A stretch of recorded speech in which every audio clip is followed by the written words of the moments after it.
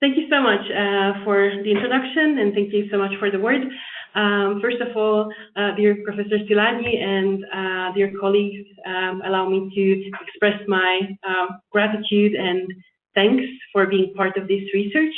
And it has been incredibly beneficial and enlightening for me to be able to be part of this research, and I really look forward to further cooperation with all of you. Basically, working in this research group gave me the opportunity to read some of the publications of all of our colleagues from the countries represented, and it is truly inspiring to be part of a group of such renowned experts. So really, it's an honor. As a topic for my presentation today, I have decided to introduce Slovakia and its conservative stance on family law. Now, this is a topic that has interested me for quite some time, because if we look at marriage from an evolutionary perspective, from a historical perspective, then we see that it is a union of a man and a woman. So as I was saying, if I look at marriage from an evolutionary perspective or a historical perspective, then it has existed for thousands of years as a union of a man and a woman. And, you know, it was recognized by authority or right, and is as old as civilization itself. And marriage in some form is found in virtually every society. So throughout the centuries, marriage has taken many, many forms, and in some ways, it barely resembles the meaning it once held. So the primary purpose of marriage once, thousands of years ago, was to bind women to men, thereby guaranteeing that their common children were indeed their biological heirs. Through marriage, women became property of men, so to speak. And early marriage in ancient societies was accompanied by the need to ensure a safe environment for the preservation of the tribe. Now, in these early times, marriage was often without love and desire, and because the main motivation to enter into a marital bond was social and economic stability. So marriage remained unchanged for many, many years, for thousands of years in its foundations. And the first major transformations worldwide to this institute we see with the introduction of universal suffrage in the 20th century. The idea that marriage is a private relationship for the fulfillment of two individuals is rather new. And due to the rapidly changing society in the 21st century, the institute of marriage has changed more in the past 50 years than 5,000 years before. So the question rightfully arises, if we have such a common history, such a common evolution when it comes to marriage across the globe, how come that the principles of modern family law are so different when we look at different countries, even within the same region? And should family law reflect the values and the uniqueness of each country? Or is there a way to create a concept of unified family law that would be palatable? For example, if you look at the European Union, that would be acceptable to all EU countries? Or should we hold on to our traditional values and have them incorporated in our family laws? So I think it's a very interesting topic to look at, especially if I look at the countries of the V4, the Visegrad 4, we see that it is still up in the air. Will we step on the path of Europeization, or will we remain true to our heritage, true to our values? Now, current family law in Slovakia is at a crossroads.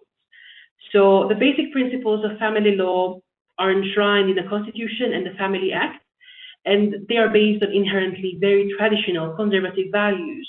Their aim is to protect the traditional family. In recent years, however, there have been a lot of pressure from the European Union, from the public perception, to reform Slovak family law and to take a step towards Europeization and to adopt more modern trends in family law.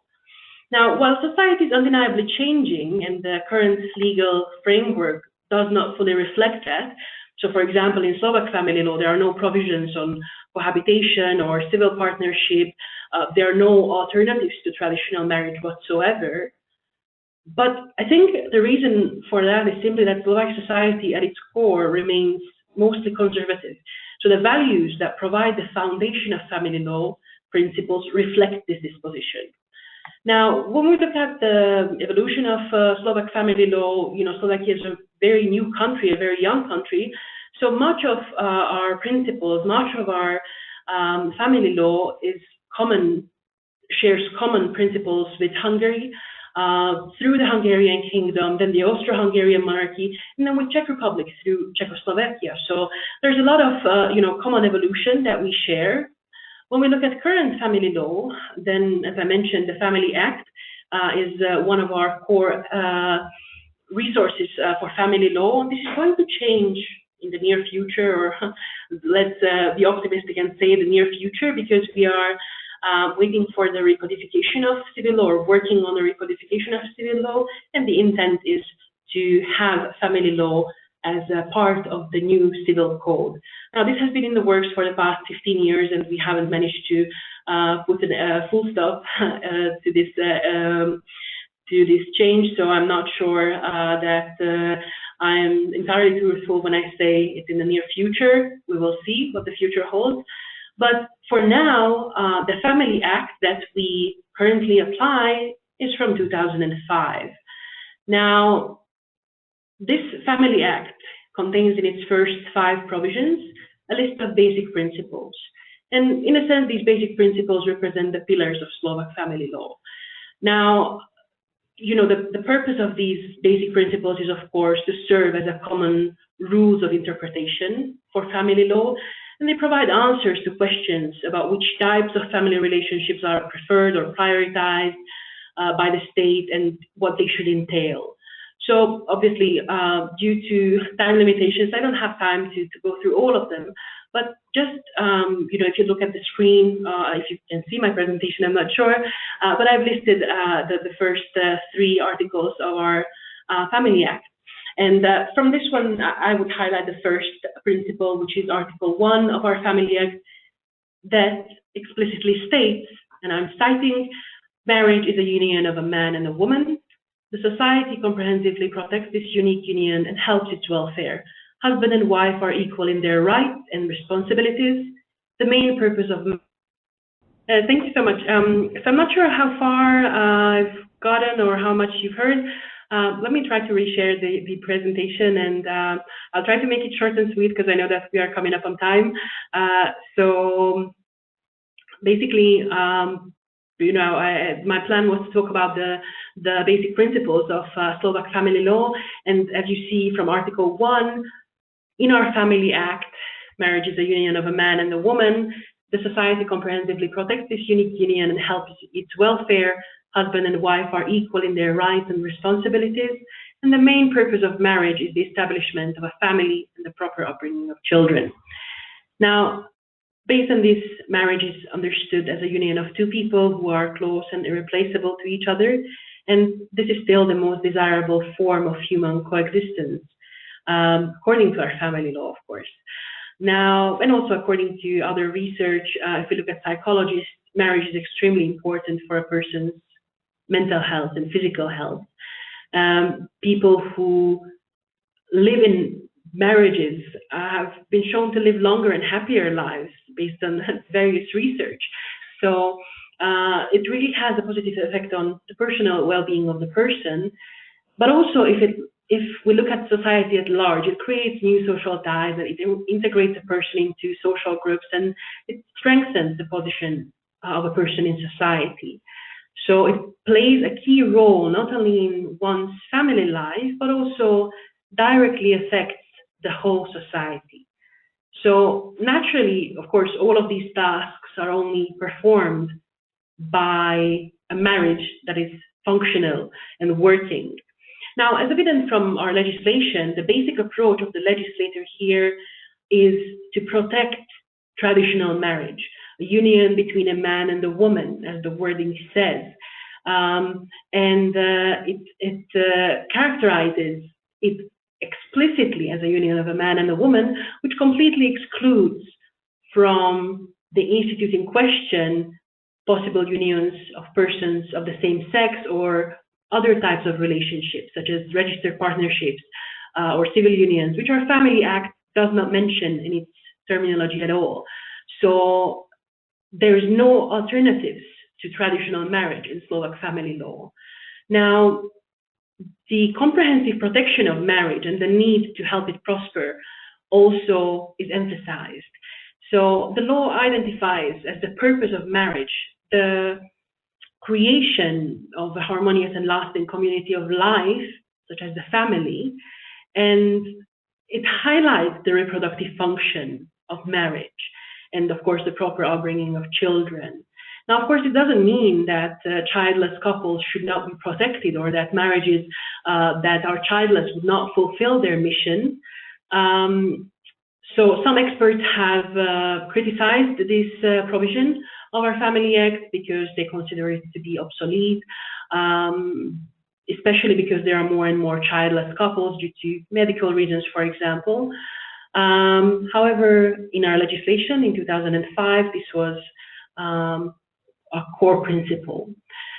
Now, according to this article in question, the husband and the wife are equal in their rights and obligations, both to each other and, of course, to others in society. They have a duty to live together, to be faithful, to respect each other's dignity, to help each other, and to take care of their children together. So basically, to create a healthy family environment and to decide on family matters together. No discrimination, of course, is allowed in this relationship when it comes to rights and obligations. So when it comes to legislation explicitly referring to marriage as a union of a man and a woman, this provision has been contested several times on the grounds of discrimination and human rights. Both the Constitutional Court of the Slovak Republic as well as the Supreme Court of the Slovak Republic have upheld this principle as the core principle of family law and have not found Article 1 of our Family Act to be discriminatory or to be in violation of human rights. I think there was an interesting case in 2012 at the Supreme Court where there were two men who turned to the Supreme Court because they were not able to enter into a marriage, and they claimed that their fundamental constitutional rights were violated. The Supreme Court, however, held that their rights were not violated. They, in fact, were allowed to marry just like everyone else in accordance with the Constitution and the Family Act, just not with each other. So this is basically Slovakia stands currently on same-sex marriages, and I would also highlight the fact that this is not just in the Family Act, but as you can see, this is a basic principle in our Constitution as well. This is a new-ish development, I would say. As I mentioned several times, Slovak family law is, in a sense, very traditional, and it doesn't recognize any alternatives to traditional marriage. Now, marriage as a union of a man and a woman is our first premise in the Family Act, and this principle in 2014 also became part of the Constitution of the Slovak Republic. Now, the previous version of the Constitution only stipulated that matrimony, parenthood, and family shall be protected by law. In 2014, however, describing marriage as the union of a man and a woman was elevated to the constitutional level by amending Article 41 of the Constitution of the Slovak Republic. Now, since the creation of the independent Slovak Republic, there have been two attempts at providing legal protection to same-sex registered partnerships, and the general public rejected those attempts. As I mentioned, society mostly is still very conservative. The early 2010s kind of started to bring a change in this public perception, and the population started to warm up to the idea of registered partnerships. However, this changed very soon, and this is because of a ruling of the European Court of Human Rights in the case of X and others versus Austria from 2013. And this ruling was the first recognition of the right of unmarried same-sex couples to adoption in the European states that are party to the European Convention on Human Rights. Now, the ruling, while it was celebrated in many countries, it had adverse effect in the more traditionally inclined Slovakia. So the idea of same-sex couples being allowed to adopt children was not accepted by the public. So the public perception of registered partnership changed very soon after this, And as you see, the cases from 2013 and in 2014, we have amended our constitution to explicitly describe marriage as a union of a man and a woman. This was a reaction, I think, that we could directly relate to this case. Now, the principle, of course, had always existed in Slovak family law, but it was not at a constitutional level. So I think this is a clear example how ideological pressure or outside trends can sometimes have counterproductive effects, because, as I mentioned, there has been a lot of pressure on our legislators to kind of keep up with the trend and change the legislation. But it led the Slovak legislators to the opposite end, to kind of make our principles a little bit more conservative and traditional. Now, to kind of end this, how do I see the future? As I mentioned, we are at a crossroads. We are waiting for the recodification of our civil code, which will include the family law as well. I think it's a very interesting area and a very interesting time to be alive, because there has been a lot of efforts to kind of harmonize and unify various legal systems in the area of private law on a global scale, but also if we look at the European scale. And these works began, in the second half of the 20th century, but family law was for a very long time resistant to this unification. And there are different challenges to the internalization of family law because of the area, right? So family law is an area of law that is based on the unique historical and cultural and social aspects of each country, and is deeply rooted in the values of the people. It really resonates with every single person. So it is very, I think it's a very touchy subject, and it's very difficult to come to unified rules in family law. Now, some authors also take the view that family law is unsuitable for harmonization or unification, precisely because of the various cultural and religious and moral differences that we have between our countries. And, while family has no boundaries, family law currently does. And I'm not sure that the future will bring a complete harmonization or unification of family law. I still think that these discussions have to be had, not only on the academic level, but also at the level of the legislators in the member states and also at the European Union level, because society is changing. I'm not contesting that. However, I think it's a very sensitive area, and we have to be mindful of the new principles, how they affect the different member states and so on. Now, in this, I see a huge role of scholars, of legislators, of academics.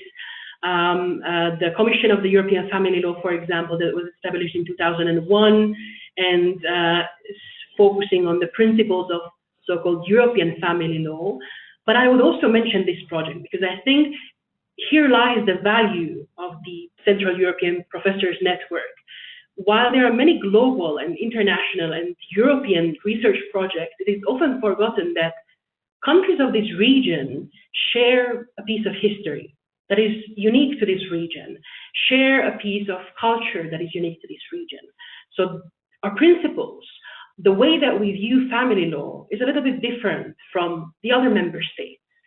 So when I was conducting my research and was looking at the legislation of different member states, I often found very close rulings within Hungary, within the Czech Republic, within Poland, because we are so close in our legislation, we are so close in our values. So it is extremely important to collaborate with academics and legal practitioners across the countries of this region. Now, this is, of course, a huge source of inspiration and of controversy as well. But I think that the research within the Central European Professors Network also highlighted the need for discussion on these controversial topics. And I think it behooves us, scholars, academics, to make sure that new family law principles, whether they are national or international, European principles of family law, they have to be worthy of the 21st century, respecting human rights while reflecting our values. So I think this is our role here. So thank you so much. This is all that I wanted to share for today.